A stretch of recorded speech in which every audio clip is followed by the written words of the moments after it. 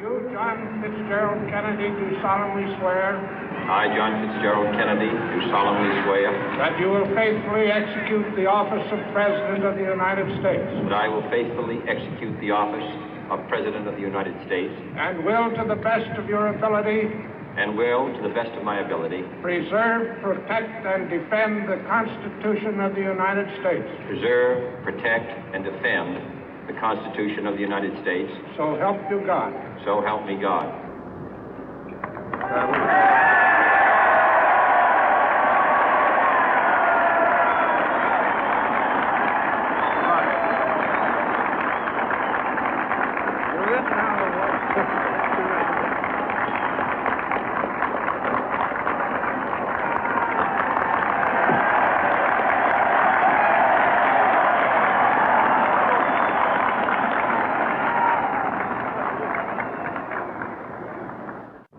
Vice President Johnson, Mr. Speaker, Mr. Chief Justice, President Eisenhower, Vice President Nixon, President Truman, Reverend clergy, fellow citizens.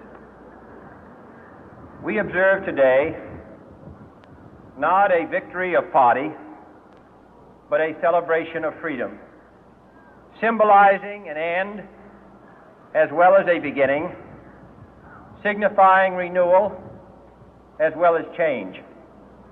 For I have sworn before you and Almighty God the same solemn oath our forebears prescribed nearly a century and 3/4 ago.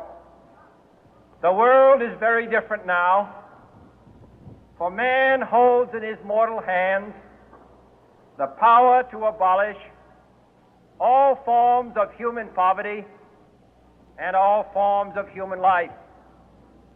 And yet the same revolutionary beliefs for which our forebears fought are still at issue around the globe. The belief that the rights of man come not from the generosity of the state, but from the hand of God. We dare not forget today that we are the heirs of that first revolution. Let the word go forth from this time and place to friend and foe alike that the torch has been passed to a new generation of Americans born in this century, tempered by war, disciplined by a hard and bitter peace, proud of our ancient heritage, and unwilling to witness or permit the slow undoing of those human rights to which this nation has always been committed and to which we are committed today at home and around the world.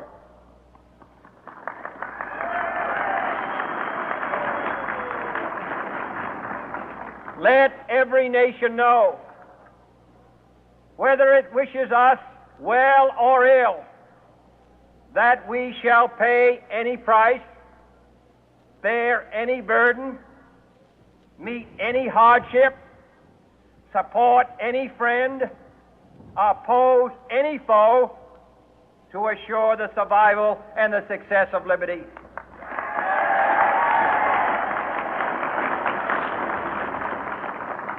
This much we pledge and more. To those old allies whose cultural and spiritual origins we share, we pledge the loyalty of faithful friends. United, there is little we cannot do in a host of cooperative ventures. Divided, there is little we can do, for we dare not meet a powerful challenge at odds and split asunder. To those new states whom we welcome to the ranks of the free, we pledge our word that one form of colonial control shall not have passed away merely to be replaced by a far more iron tyranny. We shall not always expect to find them supporting our view, but we shall always hope to find them strongly supporting their own freedom, and to remember that in the past, those who foolishly sought power by riding the back of the tiger ended up inside.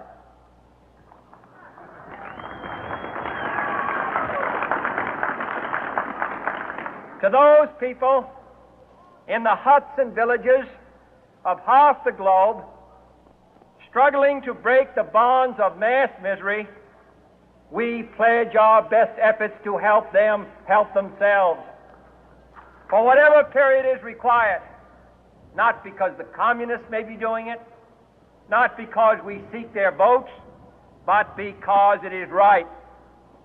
If a free society cannot help the many who are poor, it cannot save the few who are rich.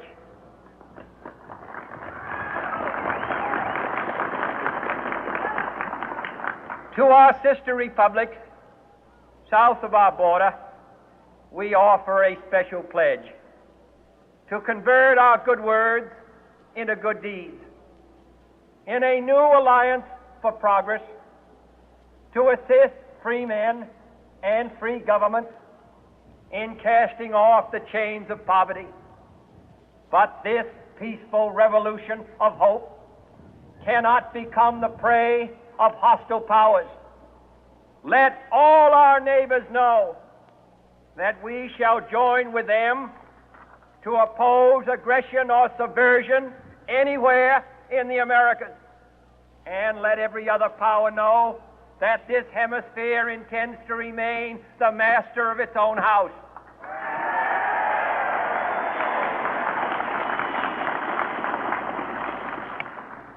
To that World Assembly of Sovereign States, the United Nations, our last best hope, in an age where the instruments of war have far outpaced the instruments of peace, we renew our pledge of support to prevent it from becoming merely a forum for invective, to strengthen its shield of the new and the weak, and to enlarge the area in which its writ may run.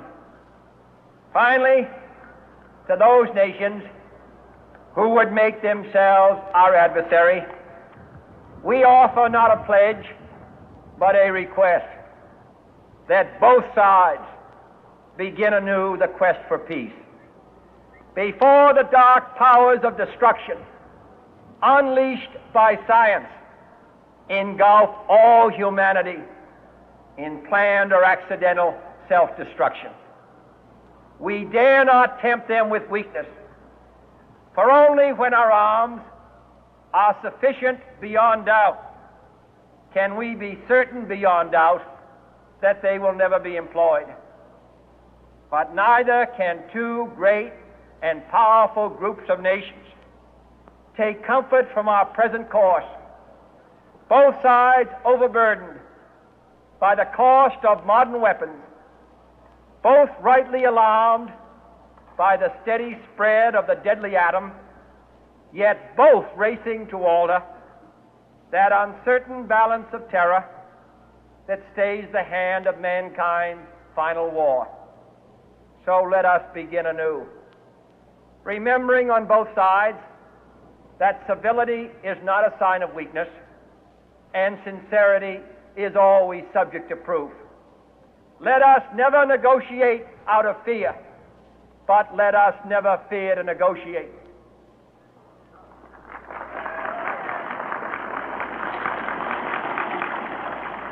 Let both sides explore what problems unite us, instead of belaboring those problems which divide us. Let both sides, for the first time, formulate serious and precise proposals for the inspection and control of arms, and bring the absolute power to destroy other nations under the absolute control of all nations.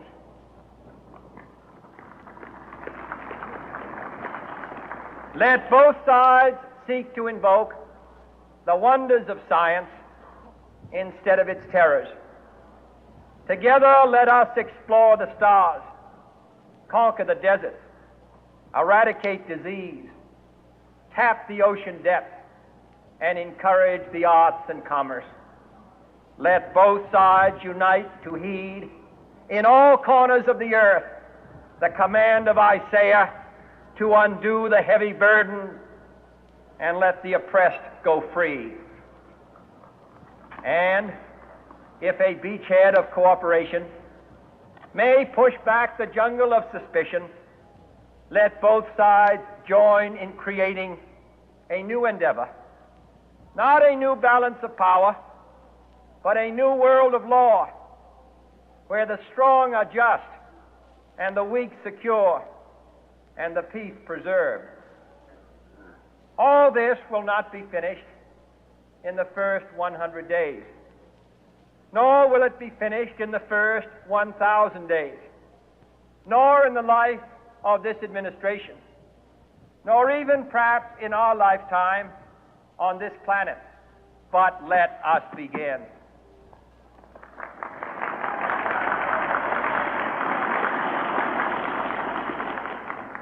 In your hands, my fellow citizens, more than mine, will rest the final success or failure of our course. Since this country was founded, each generation of Americans has been summoned to give testimony to its national loyalty. The graves of young Americans who answered the call to service surround the globe. Now the trumpet summons us again, not as a call to bear arms, though arms we need, not as a call to battle, though in battle we are, but a call to bear the burden of a long twilight struggle, year in and year out, rejoicing in hope, patient in tribulation, a struggle against the common enemies of man, tyranny, poverty, disease, and war itself. Can we forge against these enemies a grand and global alliance, north and south, east and west, that can assure a more fruitful life for all mankind? Will you join in that historic effort?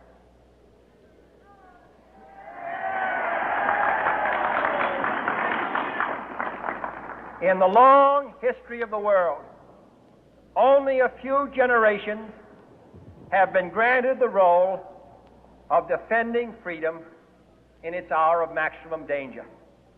I do not shrink from this responsibility. I welcome it.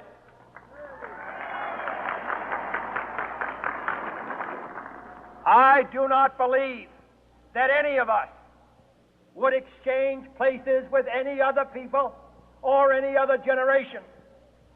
The energy, the faith, the devotion which we bring to this endeavor will light our country and all who serve it. And the glow from that fire can truly light the world. And so, my fellow Americans, ask not what your country can do for you. Ask what you can do for your country.